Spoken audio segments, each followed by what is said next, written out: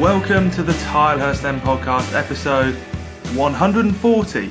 Or is it 171? No, it's 205. My confusion comes from the fact that for the third year in a row, our first October podcast has been dedicated to a Reading manager fighting to save his job. It truly is the never-ending story. Welcome to, as I say, episode 205 with your host, Marc Mayo, and joining me, I suppose fittingly, for a conversation that we must have had so many times is Westy. How's it going, mate? We have, same conversation, different names, eh? Yeah, absolutely. Well, for just before we jump in, then a quick thank you to the Patreon patrons who continue to donate to us having this conversation once again, and hopefully informing you somewhat as we do it. And thank you to everyone who contributes in that way. And as we go into episode 205, we are talking about Jose Gomes, of course, and the 4-1 defeat that Reading had to Fulham on the midweek, and also the 1-0 defeat we've had to Bristol City on the weekend. So let's jump into it then and dig out what went wrong. View from the Tilehurst End, recapping this week's championship action. So Westy, let's begin with a bit of a sit rep. We're kind of, we're far enough into the season now, 11 games to start taking the table seriously, and Reading are in the relegation zone. We're below a Huddersfield side who we easily beat 2-0 a few weeks ago and who lost 7 of their first 8 games. They're now above us. And really this week, just as a whole, really, has just been pretty disastrous. Yeah, it's another poor week, and it seems like we're seeing the same mistakes week in, week out. And I can't understand how a Reading side that hasn't changed at all, hardly, can get those points a few weeks back against Cardiff and Huddersfield, and picked up points against West Brom and Swansea, capitulate so badly against Fulham, and then not being able to get back in the game against Bristol City when they probably should have done. Yeah, and that Fulham game, 4-1, we were 3-0 down at half-time. I think that might even be the third time that Jose Gomes has seen us be 3-0 down at home by half-time in his pretty short managerial career at the Medeski, because I think the Swansea game and the Leeds game were roughly that scoreline at half time. So it keeps happening, really. Certainly more than I've ever seen it before as a Reading fan. And I suppose the big thing with the Fulham game, we were already 1-0 down when it happened, and obviously Fulham had scored a pretty decent goal to put themselves 1-0 up. But John Swift getting sent off was a huge turning point, and for me he's kind of one of the worst players to get sent off, because you can't really replace him out of the suspension, you can't really move other players into that position. And also it was just weird, wasn't it, how it was Swift who got sent off. He's so meek and mild usually. I've complained a lot about him being so easy to brush off, and he dives in with 2 of the weirdest reckless lunges that are both complete stonewall yellow cards in the first 20 minutes. Yeah, it was a random one. Say from a player that we never see tackle, it was rare that you'd see him dive in on 2 separate occasions. I mean, the second one, without having a real close look at the replay, I know a lot of people said he slipped, but even so, he's made a challenge in the first one where he could have easily been red carded anyway. Once you've been earmarked for something like that, the referee's always looking for you, and to go and do it so quickly afterwards, he was asking for trouble. But I honestly thought that Reading were nowhere near the game with Swift on the pitch, and I think really because they chased shadows for the first 20 minutes until Swift got sent off. I don't think it made a great deal of difference. We'd have had 11 anyway. We still would have lost that game, without doubt in my mind. Well, we had I think Jaap Stam had a chance as he broke through 1-on-1, and then I think Puskas, it might have been, as their keeper came rushing out and sort of made a hash of the clearance, and we had a mild chance of maybe doing something with that. But it's just, I don't know, it just felt like that sort of game where Fulham went into it having not been that good a team sort of for the season, and they drawn the weekend as well. So we made a team. It was just so comfortable for them. It was such an easy night for Fulham. And I can't work out what exactly the sort of problem with it is. Is it a formational problem? Is it just sort of our mentality? Because you say about chasing shadows, Fulham looked like a Premier League team when we played them, and I'm not convinced that they are even guaranteed playoff contenders, let alone automatic promotion contenders. Well, the thing is, we're Mark, quite good at doing that, aren't we? Yeah, the thing is, Mark, I was just about to say exactly the same thing. We see it against Charlton. We made them look like they should be in the Champions League, not just come out of Division 1. We see it against Blackburn, who again are an average Championship side, picking up average results all season. They come here, beat us, I thought, quite easily. They made a bit of a game of it near the end, but again, they made it look quite simple. And especially at home at the moment, we can't buy a win. I mean, from that Cardiff game where we looked like we were the team that should have been in the Champions League, ever since then, we don't look like we're going to pick up any points. And I think there's some shocking stats that I've heard over the last couple of months about being behind in games. I think it's 10 games now we've been behind, we've got no points. Or 9 out of 10 games we haven't got any points. It's ridiculous. It doesn't seem any end in sight to it at the moment. And just as you said there, Yaku Mate missing a decent chance and Puskás missing a decent chance. We're beginning to say that pretty much every week. And to be fair to Mate, he scored a great goal in that game. And if it had been an equaliser, we'd have been eulogising about it. Because it was as a late consolation, it's sort of been brushed under the carpet. But strikers are missing too many chances. And with the amount of money we spent on strikers, it shouldn't really be happening, I don't think. Yeah, they feel like they're shot on confidence at the moment, especially Puskás, who Gomes himself talked about after the Bristol game, and it's difficult because when we are behind so often, the pressure is on and everything like that, and it is, it's a different ball game when we're behind. And I'll talk in a minute about how the stats and how that's affecting us as a team. But for the strikers specifically, it creates a lot of pressure, and you can.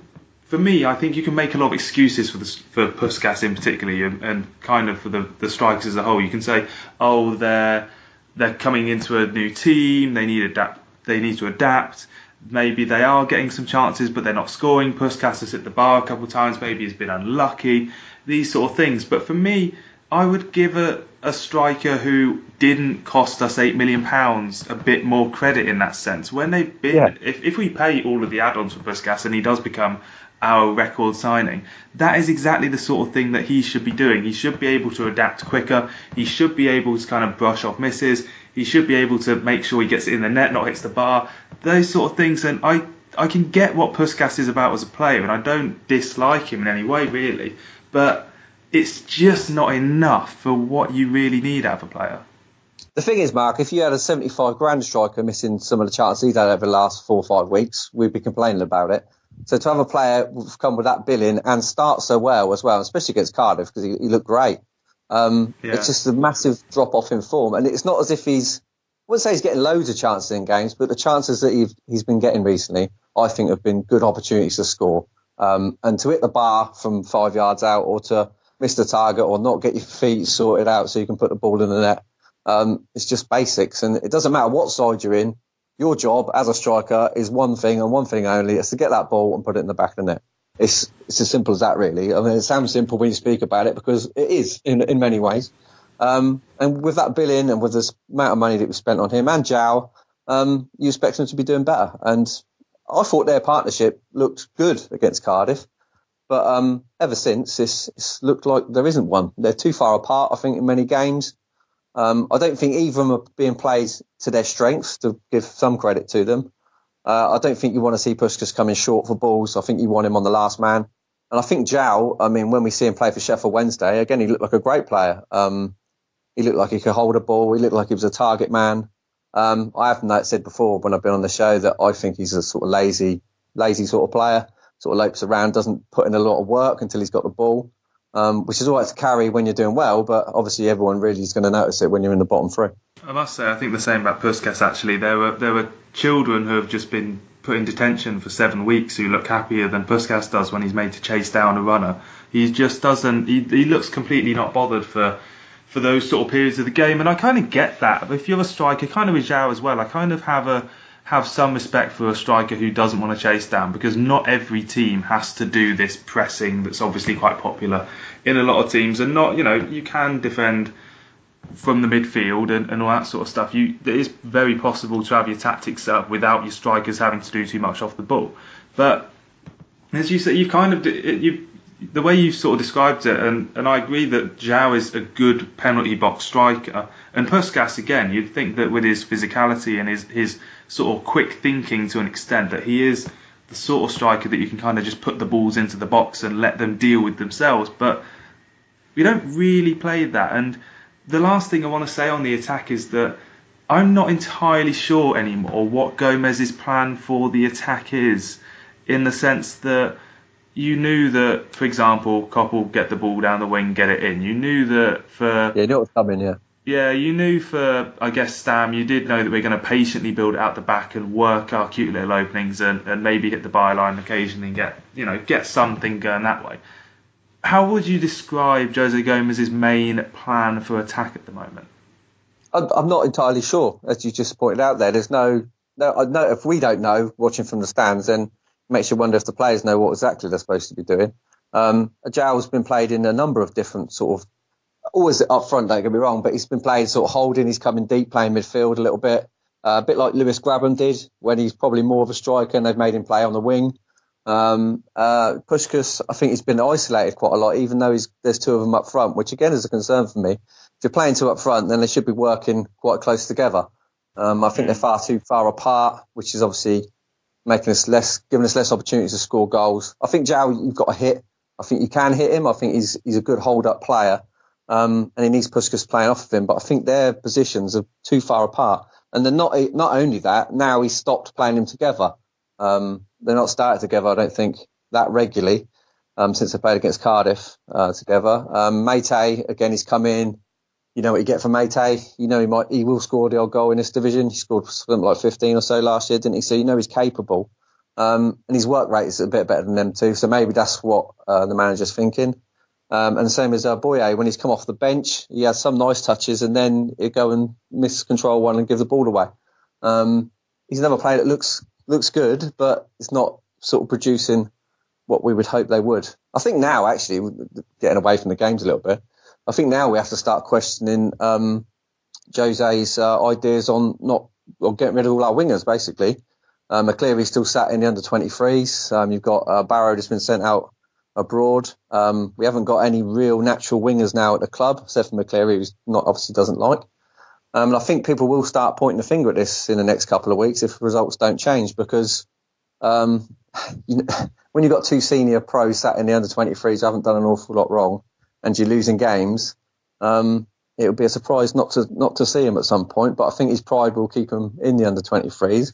But whether that's helping us as a club, it's not for me to decide. But in my opinion, it wouldn't hurt us to have him back involved in some way, shape or form. I'm not saying they're world beaters or anything, don't get me wrong, but when results ain't going well, these sort of ideas will be questioned. Well, yeah, anyone who looks at Gareth McCleary's Instagram at the moment will see constant sort of photos with captions like perseverance and all that sort of stuff. So you can imagine that for him it's probably quite frustrating as well. And the wingers thing, I think that our best formation would be a diamond, where you basically, because we've got four pretty decent centre mids in Ejaria, Swift, Pele and Rinomhota, and you put them all in, you got a diamond there and you got some sort of plan of attack. But we've not gone with that. We played a back four against Fulham and then went back to the back three against Bristol with Miazga returning. We conceded an early goal. You'd think with a back three, the idea of a ball into the box, we would have three centre backs to clear it, but it was a free header.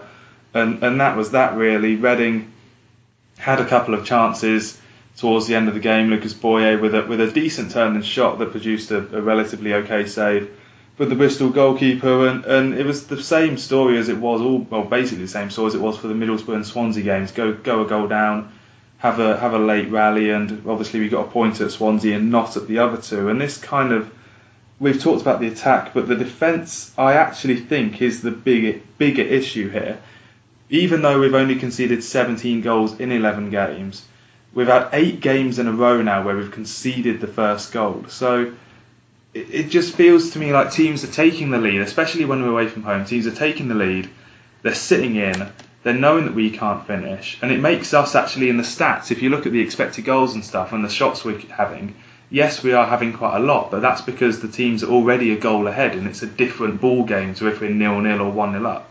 So teams are just, getting that ball into the box and taking advantage of our slack defending, and then our attack is, as most attacks are, kind of unable to bring it every game back into their court, and it's just a week in, week out. That's happening time and time again. Not only that, it's the soft goals. I mean, you alluded to it there. The soft goals are given away from headers, from players that are 6-7 yards out, completely unmarked. When you're playing three centre backs and three central midfield players, how has he been managed to have the freedom of the park or the 6-yard box to have a free header at goal when you're playing three centre backs. It baffles me. And it's not the first time it's happened this season. If you watch the goal, though, in isolation, Morrison does what I think Morrison done was correct, because he had a player he was marking. The player in front of him became unmarked, so he moved across the pitch to mark him, and Miazga should have stepped back inside for him and marked the player who eventually scored the goal. So if you want to isolate the goal, I think it was Miazga's fault. But whose fault it doesn't really matter. Like I said, it's just the soft and weak goals we give away. It's like the goal the other week was against Blackburn, where the guys had like 3 touches on the edge of the penalty box. You think, why has that not been shut down? I thought Fulham sort of walked the ball into net at times. It was just too easy for them. And for a team that's playing 3 centre-backs and 3 central midfielders, and on Saturday playing 2 holding midfielders, I don't know how we're conceding goals that weakly.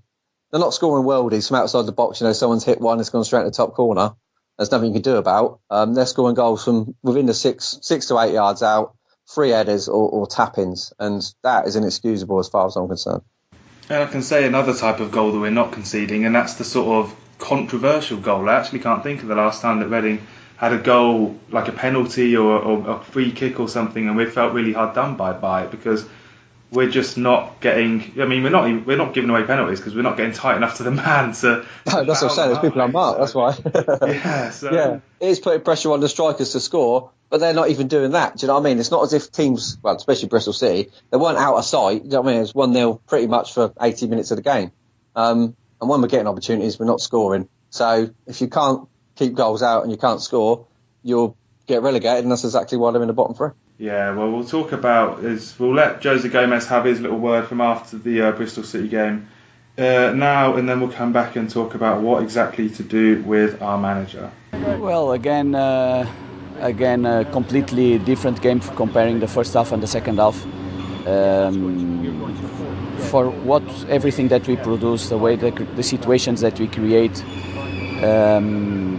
it's not a fair result, but again, in football, if you don't score, if you are not clinical in the right moments, and you concede a goal, and the game can finish like finished today, 1-0. Is it fair? No. But did my players deserve better result? Yes, they did. Our fans, our club deserve a better situation? Yes. But it's football, and only these players can turn around this situation. And again, with everything that we watched today, especially in the second half, we need to win one game to turn this situation around. So Westy, there's kind of 2 questions here, isn't there? As we're dab hands at doing this sort of analysis now on whether managers to keep their job or not. It's the question, one, of how long do you think Jose Gomes will get, and how long do you think Jose Gomes should get as Reading manager as we continue on this form? Well, if you continue on this form, you can't have long, can you? It doesn't matter who you are. We're already in the bottom 3, so we've got 8 points. I think most of our points come within a 6-day period, and since then we've been fruitless in front of goal and poor at the back. Eventually, you've got to say to the manager, you've spent a lot of money. I think he's probably spent more money than any other Reading manager since certainly in my time, and well before that, because no one spent any money back then. So he's the biggest spending manager I can certainly think of. And with that comes the pressure of getting results. And last year, let's face it, we weren't great last year when he came in. He turned things around, but we were pretty poor before that. The loan players made a massive difference. And you could say, the loan players definitely kept us up. But if you look at the side he's got now, it's definitely looking player for player. A better team than we had last year, but the results aren't improving. They're not even as good, I don't think. And at home, we're awful. So with anyone with his record, he's a nice guy. We all like him. He's done a good job for us last year getting us out of trouble. But I would be surprised if he lasted till the end of the month if things carried on the way they're going. And like I said earlier, I mean, when you're losing, you start questioning people's decisions. The decision not to play Jaap Puskas, he doesn't really explain that. I know he's put Mate in now. He says that they need to be played to get confidence, but he's not playing them together. So why is he not playing them together? And again, like I said earlier, with your Gunter and McCleary sat on a bench and Mo Barrow have been sent out abroad, that decision now will be questioned because you're losing matches. Now, I'm not saying he was wrong or he's right. Personally, I think Mo Barrow should still be at the club. I think he's a match winner on his day. And Gunter does a decent job. Fiona McCleary, again, he's not the player he was, I'm sure, 4 or 5 years ago, but he still do a job in this division. And when you're losing, people will question that, and that puts extra pressure on you. And also, it can't be good, I don't know what your feelings on this, Mark, but it can't be good for the side's morale when you've got 2 senior players that have basically been booted into the under-23s and they've done nothing wrong as far as I can see. So that, again, it gets questioned by us, and it must be questioned by everybody, I think. Yeah, it definitely is a sort of question that, I mean, God, inside the mind of the footballer is something, I mean, probably the likes of AD Williams will be able to answer better than me, but as you can look across, you know, even in any workplace, if you look across and see people that are being demoted as you think they're decent, or if they're being promoted and you think they're rubbish, that is something that you notice, and it's something that affects you, and it makes you question the people that are making the decisions, and you look at yourself and thinking, well, hang on, what's going to happen to me? Am I actually here on merit, or am I being held back? Or, you know, it does make you question yourself, and those questions never really bring out the best out of you. So it can't. The Cleary Gunter situation, it's not doing Reading any good, because that we're paying them still. We couldn't obviously get rid of them, and now we're not playing them. So I can't really understand. It's definitely not a good situation to be in. As for Gomes, I mean, I tend to agree when you say the end of the month. I think if we lose the next 3 games, or if we get trounced again or whatnot, I do think that this club have shown in the past few years, whoever's been in charge has been perfectly happy to sack a manager, and it's awful, because it not only financially cripples us in a large way, but also just, you know, it brings us back to sort of square one. And in terms of how long I think he should get, I'm tempted to say that you could bring him out until the end of the year and get him until Christmas, and you get a really good idea then. Because if you think about Westy, when we sacked Stam, he'd gone 18 games without a win. Now, in hindsight, you probably could have sacked him after 10 games of that and save yourself the bother for a little time. But with Gomes, there is that temptation, because we were okay last year, and because, as you say, he's a nice guy, he can curry a lot of favour, and he's popular with a lot of the fans. You do have that temptation to hold on a little bit longer, don't you? Yeah, you do. Like I said, no one wants to see him get sacked. Believe me, I'd love him to turn it round. I think if we want to turn it into a more of a positive glance at this situation, I think we are missing chances to get points and win games. We've said it during the last 2 matches, and we've seen it pretty much all through this season, where we've had opportunities to get back into games, which on another day we could well have done. Defensively, that needs sorting out. Whether 3 at the back we're going to stick with, but like I said, we played 4 at the back against Fulham and got nowhere near the ball, so that's a concern. I think the tools are there to be further up that league, so if he can access them quickly and think, actually, I've done this wrong, this needs to change, then great, and I hope he does that. But at the moment, from the back end of last season, you'd have to say that doesn't look like happening. 1 week, when we showed that we could do it, hasn't been sustained, and that is a worry for me, because you think, well, why hasn't it? Because we weren't playing poor Championship sides that week. We were playing some good sides. You know, we've got some points against good sides, so it's there. We're capable. We're just not doing it. I think here point the finger at these strikers if he was to get the sack in the next couple of weeks. And they say, well, we spent a lot of money and they didn't score. That's what cost me my job. But again, will that change? Let's hope so. And I hope it changes. Like I say, I don't want to see him get the sack. He seems like a nice fella. He obviously got us out of trouble last year, but the stats don't look good. And as we say, stats don't lie in general. So we hope he stays around till Christmas and we pick up and we start going up the league, because let's face it, all is not lost. The Championship, you can go probably 10 games and not get many points and still not get relegated. I think we're probably still only about 10, 12 points off promotion. And I know that seems like a long way away at the moment with 8 points on the board, but it's not that far in the grand scheme of things. And we've seen the Reading team before going from the bottom of the league and end up getting promoted. So it wouldn't be out of the ordinary. It just worries me that it doesn't look like it's going to happen, and performances seem to be getting worse rather than better. And then the rot sets in, the home crowd start coming, or they turn on the players, and then we've seen it all before. Teams stop getting results or stop trying, or sort of players go hiding. And you just wonder if they've got the aptitude, some of them players, to have a relegation battle, because I don't think they have. That's the thing, isn't it? And you're right. I think the quality of the team is there. There is certainly to stay up in the league, of course. Like, you look at teams, you compare ourselves to the teams with Barnsley and Luton and Wigan and whatnot. We've definitely got better players than they have, and it's just a case of getting the best out of them. And that's kind of the final point that I wanted to ask. And as we go into the rest of the show and whatnot, if we were to at some point, obviously Jose Gomes is going to leave. If he leaves with the club more or less in the position it is in now, what sort of manager do you go and get? Do you get your old school? Do you get a new kid on the block? Do you go for a passing man or someone who gets it back to basics? Because for me, I think we've almost been a bit too clever with our managerial appointments over the last few years. With Paul Clement, I'm kind of put into one side because it kind of sounds like he was Ron Gourlay's mate and he got given it. I wasn't upset he got given it. He's a number two, couldn't manage the dressing room, and the rest we've talked about plenty of times. But with Gomes, we kind of came in with a man who obviously had a bit of pedigree from abroad, but in not very good leagues. Obviously wanted the job a lot. He really wanted to manage in England. He's a nice guy, comes across very well, very personable. But ultimately, his lack of experience at the top level, not Championship isn't the top level, but it's very near it, is kind of the thing that for me is getting him caught out. We kind of had the same with Stam. We went for a very sort of kind of left field name at the time, bit of verve, bit of playing history but not managerial history.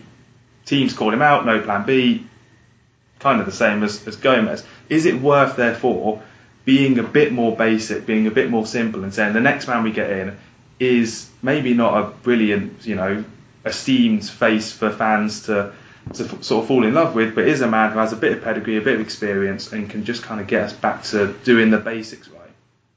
Well, like you said, it's sort of this, I call it sort of new age managerial people coming in from Portugal, and it seems to be like a theme at the moment, just get a Portuguese manager. I mean, Wolves are very successful with their Portuguese influx. And I think Reading tried to copy that model to a certain extent. Well, at the moment, it's not worked because we're bottom of the league. So, yeah, you could say it hasn't worked at the moment. Stam, like you said, very similar, had no managerial pedigree, but was a big name, and obviously everyone knew who he was. And it was good promotion for the club in many ways, because when someone like that turns up on your door, everyone's got their eye on you all of a sudden. And he'd done very well in the first year. So you could say that sort of worked, but then sort of fell by the wayside. Like you said, no plan B. Everyone worked us out. I still think Kermorgan's sort of demise had a massive effect on that, because you had that outlet there and all of a sudden it vanished. I think if he doesn't turn things around very quickly, I think we need to look at someone more sort of homegrown, someone who's been around the Championship, someone who knows the league, and could do something about getting us sort of out of it and back into the Premier League. And whether they can do that and take us into the Premier League and survive in there, only time will tell. It's not easy anyway, no matter who's in charge. So I think, I reckon you look for someone who's more homegrown, who's been around the league for quite some time. I know a lot of people are saying Parkinson, just because he's got a Reading link, but he's got a good managerial. He's been a decent manager in the Championship on limited budgets, and the thing with that is it's a different scenario. Steve Coppell said the same thing. It's a different scenario when you've got big money and big egos, and you're trying to manage them rather than struggling Bolton, who done very well with nothing. It's a different kettle of fish. I think Marc McGee had a similar problem when he left us. He went to bigger clubs and he sort of all fell by the wayside. Right fit, everyone always says, but no one really knows what the right fit is until the right fit comes in and shows us. So every manager. Enough, as you said, Parkinson, then it reminded me that probably if you showed me Alan Pardew's CV and said, "What about this lad?" you'd probably think, it's not a bad CV actually, but you wouldn't necessarily want Pardew back, would you? No, not necessarily. But again, it's you never know until they're here, do you? I think Stam was all excited about it, and he changed the style of football. In the first year, it was boring, but successful to a certain stage of events. But you don't know what the right fit is until it's here. And I think, again, we've gone new age. We've gone Portuguese manager. At the moment, that's not working out. Like I said, hopefully it will. But I think we need to look at someone who knows the Championship a little bit better in the future. Yeah, perhaps, as I say, trying not to outsmart ourselves might be the route to go. But hopefully, Westy's right. Hopefully we will be talking in a couple of weeks' time about Jose Gomes being back on top of things and Reading being back up the table and whatnot, and ultimately that is what we want 100% as Reading fans. So let's hear from some other Reading fans and yourselves and go into the mailbag and discuss your questions. Get social with the boys. Find them on Twitter at the Tilehurst End and facebook.com/the Tilehurst End. First question this week comes from Lee Burgess, who asks, do you think Reading will sack Gomes? How many games would you give him? And do Reading need a new manager with more experience to get out of trouble this season? Well, we've kind of basically just explained those. So we will move on to the next question, because that is, as I say, something that we have just kind of covered pretty extensively. Paolo, the thing is, Mark, before we move on very quickly, I would say this though, I think most managers, if they're going to get sacked November time or back end of October, just because everyone knows the transfer window's coming. So I think he will have till the end of the month, maybe midway through November. But after that, there's no doubt in my mind that they're sacking, because they won't want to get relegated with the amount of money they spent. Yeah, and it's basically the same time he sacked Clement, and almost the same time he should have sacked Stam. So yeah, you have to give the new manager opportunity to change things very quickly. And once January's gone, you can't do that anymore, and they're just left with what they got. So he will get, I think, another 4, 5, 6 weeks. But after that, there's no doubt in my mind they'll sack him if they have to. Yeah, well, Paolo says Gomes needs to sort out his soft underbelly, and for me it's the midfield. The urgency in winning the ball back is non-existent. He seems to have underestimated the Football League, and although we've assembled a talented bunch, the collective defensive responsibility just isn't there. I mean, personally, I can certainly agree with that, and that's kind of why I think the diamond is the best way to go, because you need a way of getting Swift and Ajario on the pitch, because they're both our best attacking players, and you need a way, Westy, of getting Pele and Rinamoto on the pitch, because Swift and Ajario just won't defend for you. No, the thing is, I haven't really seen what Pele's all about. I don't know if you can correct me here, but he doesn't. He seems to do a lot of nothing for me. He's there.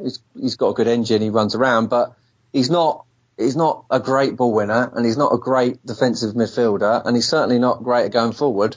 So I don't really see what he offers us that someone else can't. Do you know what I mean? Like say, like Rinamoto doesn't.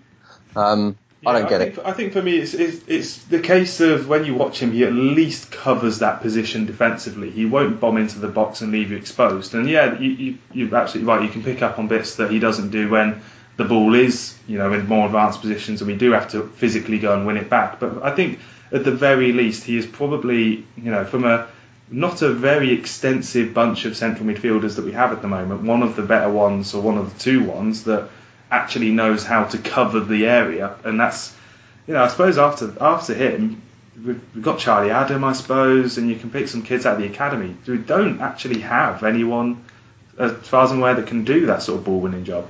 No. You could argue, like the guy said, they were asked a question about the midfield. He said he's playing midfield. Now, you sort of the midfield is the link between the strikers and the defenders. They're the ones that should be doing the job for them, sort of helping both of them do their jobs. So if Pele's going to be a holding midfielder and we've got 3 centre-backs, why teams seem to easily run through us and score goals seemingly at will sometimes. I think he's a 5 out of 10 player, and that's about it. And there's nothing more. I mean, I don't think anyone can point out one incident this year, really, that you think, actually, you've done really well in that point. I thought you've done brilliant. I don't notice him when he's on the pitch in general. So that says to me that you're not doing a great job, or, like I said, if I'm not noticing, you can't be that good. No, that's a good point to make. And Peter asked on Twitter, evening gents, I've got to say that without a doubt the start of the season has been more disappointing than last season. We've spent big money in the areas we wanted, and yet we are in exactly the same place. Is this down to the manager or poor recruitment? And I think, for me, the question on recruitment, it is obviously, we can say that over the years Reading have made bad decisions in recruitment, be it Tevredon or Gourlay, or even Howe, there have been some bad players that we've signed. When it comes to Puskas and Zhao, and I suppose any of the summer signings, I don't think I can judge that they've been the problems until they've gone under another manager. If they go under another manager and are awful, then yeah, you can say they're bad players. But for me, it is very viable that certain players just don't click under a manager's system, don't get on with him or whatever. And until that happens, I can't honestly say that it's, not Jose Gomes' fault, because that's where the buck stops. Yeah, again, I've said for many years doing this show that when you buy players, especially from abroad or from foreign leagues, it does take them sometimes a long time to settle into the rigours of the English Championship. Because let's face it, it is a real tough league. It's Tuesday, Saturday, every single week. All the sides are as good as one another. There are no easy games, and it does take. They've got to settle. They've got to bring their families over. They've got to settle in a new country. Sometimes it takes a little while, but I can't say we've had bad recruitment this year. Like I said at the start of the show, I think this side's certainly better than the team we had last year. The goalkeeper's great. Miazgu, we know he's a good player. He's been here before. Zhao, we see him play for Sheffield Wednesday. Look brilliant. Puskas come with a big billing. Boye, again, has got some lovely touches. Looks like a decent player. Looks like he could improve again. Ajaria started off the season excellently. So out of them players that I've just mentioned, there's not one person I think Reading fans are going to sit there and say, actually, that was poor recruitment, because these are good players. So if we think they're good players and they're not winning games, then the buck stops with the manager. It always has and always will. Yeah, and as I say, if we bring in someone else and Puskas gets worse or doesn't improve, then I'll start understanding. And it actually boils down to the sort of thing that what I often say about academy players. And with academy players, if they are, God's gift to the earth and we think that they're brilliant, and yet 4 successive managers have decided not to play them, then maybe we need to change our opinion. And that's actually the bigger indicator, rather than what we've been told by Football Manager or whatever thing that has told us that a player is particularly good. So the only thing you can ever question about a new player into your side is not was it good recruitment, is have they got a good attitude? Do you know what I mean? Do they really care enough to want to chase players down or defend from the front or put in a shift when they know you're up against it? That's the only question you can ever have. And have we got questions about the players that I just mentioned? Then I suppose in many ways we have, because is their attitude right? Do they really want to fight for it? Only time will tell. Yeah, and the final question this week comes from Royals fan 36, who on the McCleary topic says, is it time to bring McCleary back? We lack width, which granted the formation doesn't help, but we need to stretch the opposition. Also, why do we only play well after we concede? Well, I think my only other point that I can really make on the whole winger topic is that with Andy Yeardom obviously at right back, you have a defender who completely bombs on, and he does provide a lot of width down the wing, and he's very good at that. But I'm kind of tempted now, in terms of the fact we got Gunter and Teddy Howe as players in the reserves, is it not sort of time to consider playing Yeardom as a right winger? And obviously we've got McCleary as well, but McCleary's only one man. He can only do so much if we start playing, proper wingers with Boye maybe on the other flank, and Mate, I suppose, can do a job as well. But Andy Yeardom to me just seems like the type of player who has all the characteristics of a winger, and yet just hasn't been played there yet. And is it not a possible solution to just stick him up there and say, you don't have to worry about the defending as much anymore, mate, because you're obviously better at attacking? Yeah, no, again, Andy Yeardom probably turned into one of my favourite players. I think he's a very good player. I think he rarely lets the side down. He just puts in a tremendous shift up and down that wing. He's a good right back. He's a good left back. He's a good tackler. He's a good all-round player, and that's one of the reasons why Gunter's sat on the under-23s, because he's really surplus the requirements. I know I brought up Gareth McCleary earlier and about the decisions made by Gomes, but I don't think McCleary and Gunter would be the answer to Reading flying up the league. Let's get that straight right now, because they clearly wouldn't be. But to isolate in the way they have, does that help the squad as a whole? That's the question I'm asking, because I don't think it does. McCleary, I'd love to see him do a few cameos, 15, 20 minutes, but let's face it, at 32, and judging by the last 2 seasons, that's probably all he's got in him. If you're starting McCleary thinking he's going to save Reading from relegation, then you may as well get your book out to see where the League One clubs are now, because that's not going to happen. I just think maybe Yeardom could do a job at right midfield, right wing, and then you'd have to say, well, Gunter would do a job at right back, because he can overlap and he plays that position quite well because he's done it for many years. So maybe it's an option, but again, will it change our fortunes? I think this is a small part of a bigger problem. Yeah, ultimately, I'm not convinced that Gomes is going to start playing wingers, because it is, it's just not an area of the squad that we are blessed with. McCleary can do a job, as you say, but doing it on his own and starting there week in, week out, Saturday, Tuesday, not so much in his wheelhouse anymore. So sadly, that's just something that we'll have to wait and see, and probably unless Gomes is going to make a massive decision and whatnot, then it's probably just going to have to continue the way things are The thing is, Mark, he's sort of ruled that out himself by getting rid of all the wingers, hasn't he? That's the thing. Made sure we can't play with wingers because we haven't got any. And then you'd be asking Boye and Meite to play on the wing, when I don't think that would help us because you make us even weaker defensively than we already are. Yeah, absolutely. If you're going to play wingers, you need ones that track back, and McCleary hasn't got the legs to do it, and the other ones aren't interested. So that's the case we're at the moment as Reading Football Club, and it's a very odd situation for a club that's so esteemed with its wingers past, but wingers present not so much. So let's move on into Newsbites and some more good news actually for Jaap Meite. The Tilehurst End Podcast by Reading fans for Reading fans. So quick housekeeping on terms of the Newsbites, and that's that the Leeds game on the Tuesday 26th of November is on Sky. It's the main TV game as opposed to being on Red Button, so it's on Sky Go and whatnot. For anyone who thought that there was a chance that Leeds wouldn't be on TV that Tuesday night, they were wrong. Reading Leeds is at the Medeski. Also, as anyone turning up on the last Tuesday night for Fulham, as I got in the car and looked at my phone and saw that Jaap Meite had been given a new contract, I thought that I was back into a period about 4 months ago when he last got his new contract, Westy. So to 2023 now, Meite's had his contract extended. We don't know the ins and outs of it. I suppose we don't know the numbers and details and whatnot, but this is a bit of a weird one still. Yeah, it was a bit strange. I mean, he didn't get a new contract that long ago, did he? So whether there's been some interest from other clubs and Reading just making sure that either he doesn't go anywhere or we can ask for a high value for him if we were to sell him, I don't know.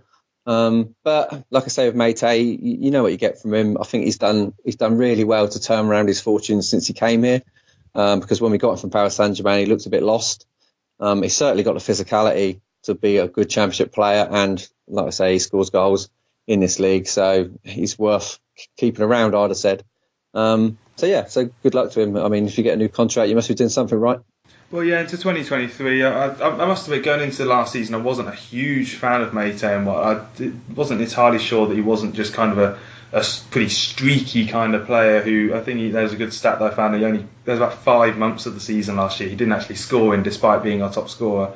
And this season, I think he's done pretty much the same again, and he's done all right. And I'm warming to him, and I think the fact that the club are giving him a new contract shows that there is a long-term relationship brewing there. And if we were to sell him, ultimately with the scoring record he's had this season, it won't be to a Premier League team, and it might be back to France. But we'll have to sort of wait and see what happens with that. And if there is a good reason to extend it, maybe the club had the option anyway and have just sort of tagged it on for a bit of good news, then so be it. Obviously, we're going into the international break, so just a quick few internationals that you may or may not have heard of and called up. Obviously, Meite has been called up to the Ivory Coast squad again. George Puskas is in the Romania squad. They'll play Faroe Islands and Norway, so hopefully a chance for him to find some form. And Chris Gunter is in the Welsh squad still.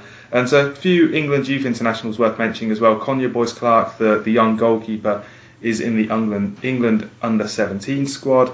Jerry Dorset and Dejan Tetek, that is, are in the under-18s. Omar Richards, however, has been dropped by the under-21s for their England games. I don't think he actually got on the pitch when he was called up for the last break. And quickly, we'll round up what's been going on around the rest of the teams at Reading. In the under-23s, Michael Elise is up for the Premier League 2 Player of the Month award.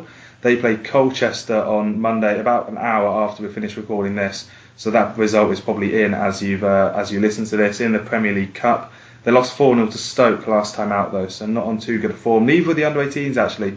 They lost 1-0 to Arsenal on Saturday. They next go to Villa after the international break, away twice in the Premier League and in their cup competition as well. There was also a new contract for left-back Ethan Bristow in the week, so congratulations to him. He's on a pro deal now at the club. And also the women's team, they're currently having their international break now, as it were, so they're next in action versus Everton at Adams Park, 2 p.m. on October the 13th. That's the Sunday. 3 of their players are playing for Wales and 3 of the players playing for Norway in the international break. So a few Reading women's keep an eye on then as we go through the internationals, and obviously some young players as well. Konya Boyce-Clarke is certainly one to keep an eye out for the future. He's done pretty well for the England youth team so far. So, as we've got a couple of weeks off, we'll look to big game preview and focus on the few games that are going to be coming up after the break. The Tilehurst End Podcast. Read the blog on thetilehurstend.com.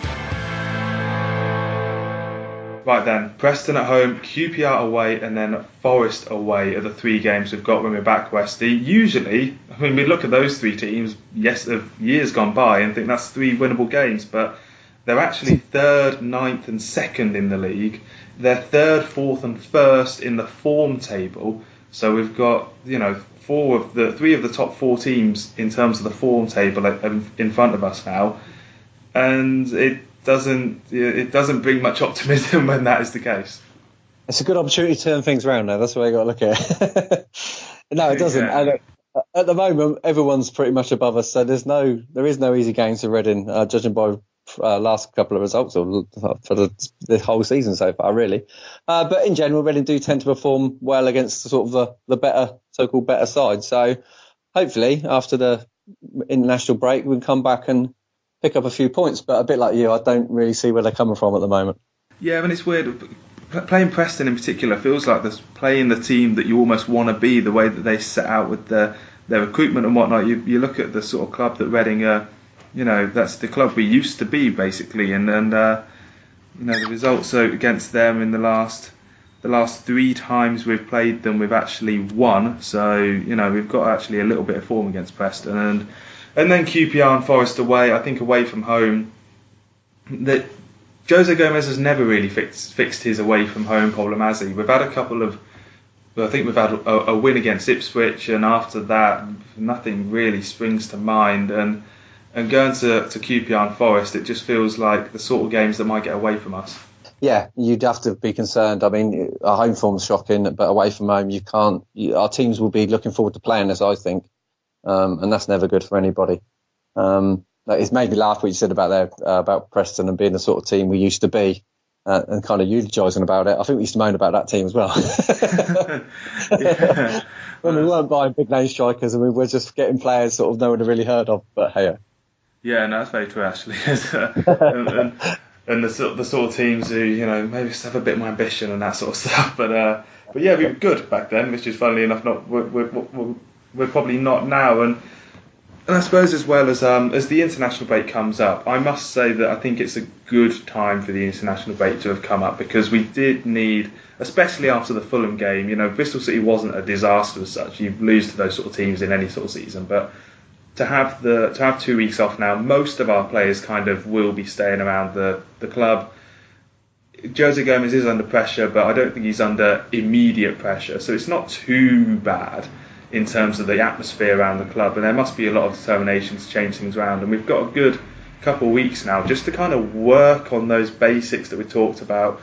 Any player that's low on confidence doesn't have to get up in the morning worrying about, I've got to play in a couple of days, oh God, what's going to happen? It just kind of calms things down, which I think we need at the moment. Yeah, definitely. Again, I suppose it doesn't matter which way you look at it. International break, it's not enjoyed by anybody, certainly not the fans, I don't think. Will it be a good time for them to have a break? Only time will tell. If they come back and win 3 games, then yeah. If they come back and lose 3 games, everyone will say, well, the international break come at the wrong time. I don't think there is no wrong or right time. It's just a matter of what you do after or before it. And at the moment, it's not been too good. No, it's a fair point to make, but we'll finish then on the prediction league and just wrap up with the last couple of games and how those of us who predicted a string of defeats are not doing too bad in the prediction league. Myself I've managed to find myself top of the prediction league with 13 points at the moment after saying that we'd lose our last 2 games. Johnny and Wim following behind on 6, then yourself, Westy, on 5, Ollie 4, and then Sim and Handbags, the optimistic pair, dragging their heels on 2 points at the bottom. So. That's not my Handbags to be that optimistic. I'm surprised he's down the bottom. I know it's opposite day basically for Reading this season. But as a sort of preliminary prediction for Preston, obviously you're more than welcome to give me a text in a fortnight and change it. But what do you sort of see as we retake to the football pitch in a couple of weeks, how we'll get on? Well, when you do predictions, you should do it based on what you know and what you've seen and what you understand. But I tend to do it on what I hope is going to happen. So let's go for a 1-1 draw. Yeah, I'm kind of tempted to join you on that, to be honest. I think as we go into these sort of, these breaks, I know what you mean about it's all about what you do after, and I do think that Reading will hopefully make the most of it, and I do think a 1-1 draw is a pretty fair prediction at the moment, because it is the Championship at the end of the day, and the season, I think my sort of parting message is that the season is not over in any sense for Reading at the moment. It's only early October. It's just a bit of a drag that we have to have these conversations for the third year in a row. I actually looked earlier, and our conversation, we had a podcast last year on the 7th of October 2018. We had a podcast called We Need to Talk About Paul Clement. So we've just continually gone through these sort of motions, and hopefully there's an end to it in sight. Yeah, again, I remember having similar ones about Brendan Rodgers and all the other managers that have been around that era, that we have the same conversation about, is it time to get rid of them? Unfortunately, what we really want is to have a conversation about someone's trying to take our manager, because that means you're doing well.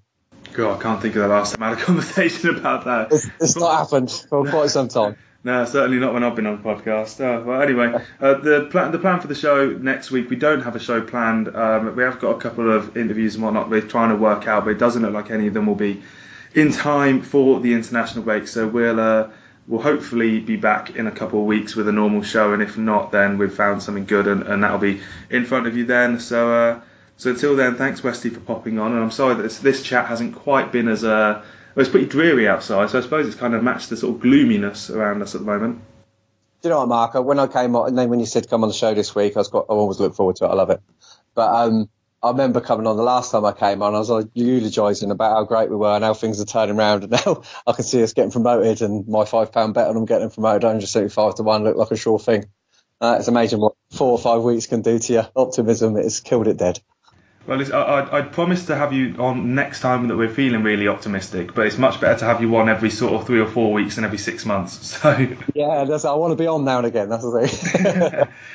Thanks for popping on there, mate, and thanks to everyone for listening to. I must admit, it's probably not been the most entertaining podcast to listen to in terms of those looking for the sort of happy, positive, upbeat sort of side of the football club at the moment. But I like to think we tell it like it is, and quite frankly, at the moment, Reading Football Club have found themselves in a bit of a funk, in the sort of form that, well, we're pretty much all used to, and I suppose that's why familiarity has bred contempt for this time, and hopefully Jose Gomes won't become the third victim in a third season in a row that we've sacked a manager, and hopefully we can pull it out of the bag, and this international break will be at the right time, and we'll be laughing all the way to the bank after 3 very tough games when we come back, and we'll see you then. Come on, you R's.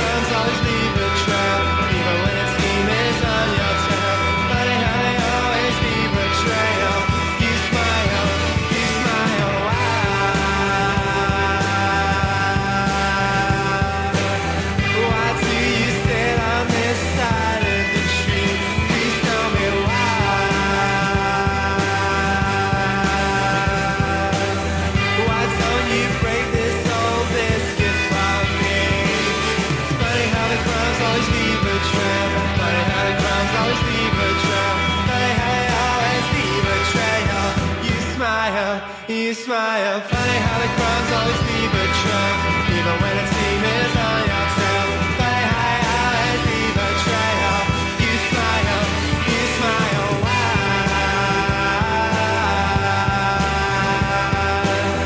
why do you sit on this side of the tree? Please tell me why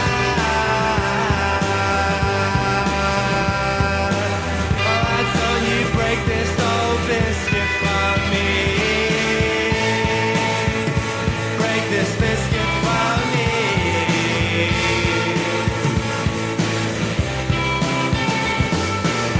Making your mark on the main line. Drink plenty of courage, you're starting to see. Kissing on a couple, would you do it for me? Damaged by elephants, you start to live.